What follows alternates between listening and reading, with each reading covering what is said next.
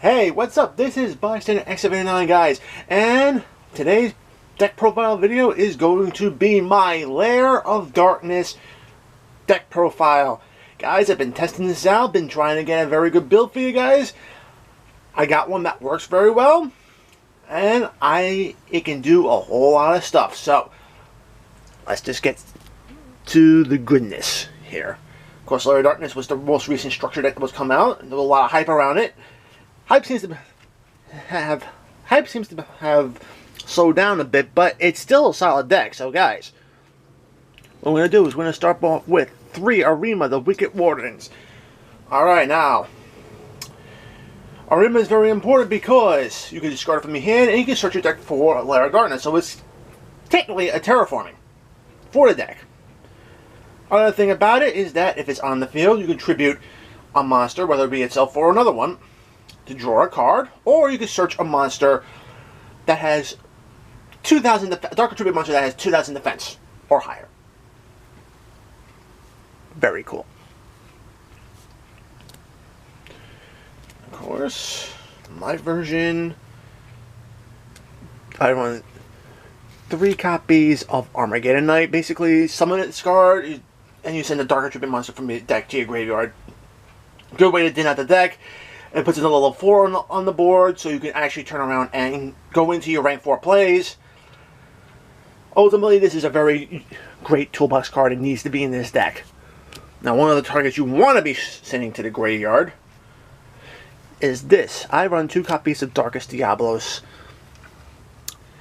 Lord of the Lair. Alright. Cool thing about this guy is that he cannot be tributed off by your opponent's effect, which means your opponent's not going to be able to use Kaijus against this guy once he hits the field. Other things, if a monster, once per turn, either during your opponent's turn or your turn, if one Dark Tribute monster has been tributed off the field, you can special summon this guy from the graveyard or your hand onto your field. So he has a way of getting himself out really fast. While in the field, during your turn, you can tribute another Dark Tribute monster. And your opponent just chooses 1 card from their hand and puts it either on the top of their deck or on the bottom of their deck.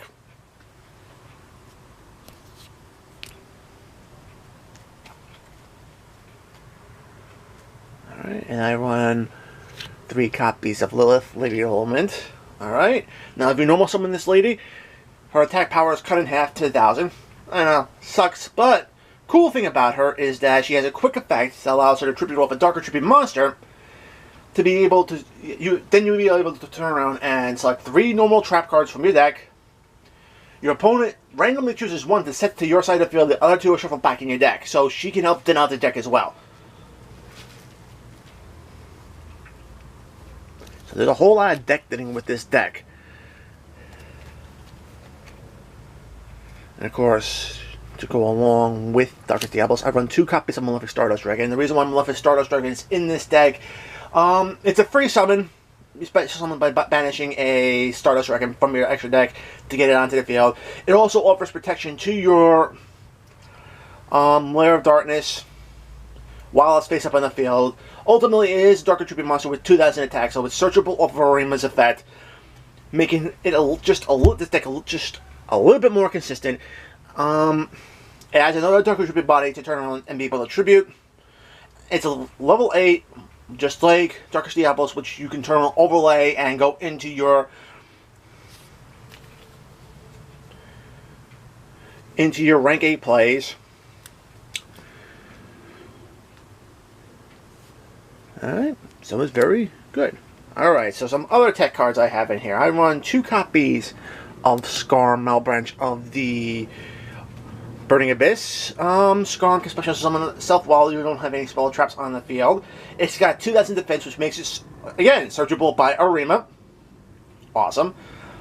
If it's ever sent to the graveyard, which most likely it is going to be, at the end of your turn you search yourself for a level 3 Dark Tribute Fiend, which is going to be your Lilith. And of course, since I'm running the Burning Abyss, I run 1 copy of Tour Guide, so you have access to your rank 3 plays. Basically, summon her, special summon a level 3 Dark Tribute Fiend monster from your deck to your field. Overlay, go to your rank 3 Ixies. standard pretty rank 3 plays, but you know. Alright, and that is it for the monsters. On to these spells. Now for consistency options, I run 3 copies of Allure of Darkness. Draw 2 cards, banish a Dark Attribute monster from your hand to your graveyard. From your hand. It just allows you to go through your deck real fast. And you really don't... And if playing the deck right, you really don't have to worry about losing specific monsters. This deck does eat up a lot of normal summons, so I have 3 copies of Double Summon. Basically, activate this card, and you're allowed to get an extra normal summon on the field. Very useful for this deck. Alright, Foolish Burial to get stuff into the graveyard. Of course, you can't have a Lair of Darkness build without the field spell Lair of Darkness. Basically, this card allows you to turn around and turn every monster on the field into Dark Attribute monsters, and then it also allows you to use your opponent's now Dark Attribute monsters as tributes for your own card effects. So it's effectively allowing you to control your opponent's field a lot more easy. Also, depending on which player's turn it is, at the end of the turn, that player, if any Dark Attribute monsters were tributed, that player gets tokens. The Torment tokens. 1,000 attack, 1,000 defense. Onto their side of the field, depending on how many monsters that were tributed off their side of the field. So effectively, you may be taking away their resources, but yeah, you're giving them resources, but yeah, and you can also giving yourself more resources. Of course, 1 copy of Monster Reborn, Play Extender. 1 copy of Reinforcement Army to get to your Armageddon Knight. I also run 3 copies of Terraforming. I know we have Arima in this deck, but I can tell you this right now. I tend to see this card a lot more than Arima. Even if you open up with Arima and Terraforming, if one of them gets Ash Blossomed, you have this one to go after this field spell. So running both at 3 is very key, because you want to see that field spell. Twin Twisters to help unclog your hand, take things off your opponent's side of the field. Alright, and that is the spells for the main deck. On to the traps. I run 1 copy of Eradicator Epidemic Virus. Basically, tribute a Dark Attribute monster that has 2,500 attack or more. And then you call either spell or traps. You check your opponent's field and their hand, and any cards they draw for the next 3 turns. Any of the type of cards, whether it be spell or traps that you've called, that they draw into or have, are destroyed and sent to the graveyard immediately. Awesome way to hold down your opponent. And this card is currently 1 at the limit of this way. Only run 1. Alright.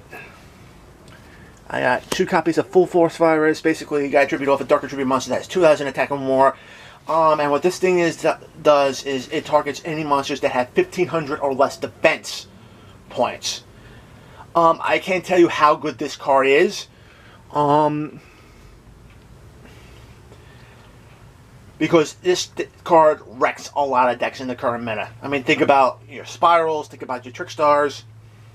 A lot of those cards have lower than 1,500 defense points, so this card is going to basically wreck their fields. Of course, with running the viruses, you need to run Mind Crush. Basically, you're going to be given intel on your opponent's hand. Flip this card up to take out any other cards that you might consider problematic, and this ruin their day even further. And of course, I actually run 2 copies of Super Team Buddy Force. It's a great recursion card. It allows you to get extra monsters out of your hand onto the field, depending on what you have. Have an Arima with a Lilith in hand with this card set. Flip it, you can get Lilith out full power this time, and it's still going to be good. Same thing if it's in the graveyard, bring it back. I mean, if you have Malefic Stardust Stricken on the field with Darkest Diablos with nothing else to tribute, flip this card, get Darkest Diablos onto the field. That's it for the traps. You don't really want to run that many traps. I kind of actually do find that even though Lilith can thin out the deck, running this amount of traps is actually pretty good, because you will see them, but then again, you can also search them out on a more consistent basis. Going into the extra deck. Alright, now since we have Malefic Stardust, you gotta have Stardust Dragon to banish as a cost to summon Malefic Stardust. So run 2 for each. Rank 3 plays DD Stone King Darius. This card is completely and totally awesome because during the battle phase, when this card battles another monster, you can detach a material from it. It becomes indestructible battle, and then the monster it battles is destroyed, and you hit your opponent for 500 extra points of damage. Alright, with the new end game tournament rules, effect damage is going to be very key and very big in this game.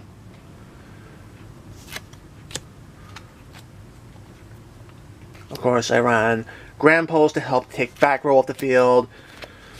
Break Sword for spot removal. That's pretty much it for the rank 3s. Rank 4s, again, effect damage. Got Cowboy. Burn for game. Also run the Utopia package here, number 39 and number S39 to help get over big monsters and hopefully steal games. For a rank 8 suite, Galaxy Eyes Cypher Dragons can steal your opponent's monsters. There's still dark attributes. You can tribute them off even on your side of the field. Cypher Blade Dragon, which can help pop things. And of course, Full Armor Dragon, which can also pop things. So effectively, you can actually steal one of your opponent's monsters and pop 2 monsters as well. So even if they go crazy, you still have a chance to bring them down, even without Lair of Darkness and the effects. Links. Underclock Taker Curse is the best link 2 we have right now. Wherever it targets, you can then turn around. You can target 2 monsters, one that's it's pointed to, and then one on your opponent's side of the field, and you can lower it by the one that's pointed to. So if you're pointing to a big monster like Darkest Diablos or even Malefic Stardust, they're losing some major life points. Helps you get over big monsters if you can't tribute them off. The Eco Toker, because it's a very good link 3. And it opens up more spaces for your extra deck plays. Of course, Borlo Dragon, Great Link form. Not targetable by your opponent's card effects. Can turn around and steal your opponent's monsters to help add extra damage and pressure onto the board. Very cool. And of course you have Saruja Skull Dread, basically because it can do a whole lot of stuff. I can tell you right now, you can actually build this deck card very well with this deck, whether you go Link or even Pure. The extra special summon is really what you should be aiming to get out of this card for this particular deck, because getting more monsters onto the field helps you out tremendously. Okay, and with that being said, guys, this is my Lair of Darkness deck profile for the May 2018 format. Guys, if you liked the video, give it a thumbs up. If you want to see more content like this on my channel, hit that subscribe button. Ring the notification bell. Be alerted whenever I throw up new videos. And guys, I'll be seeing you in the next video. Peace out.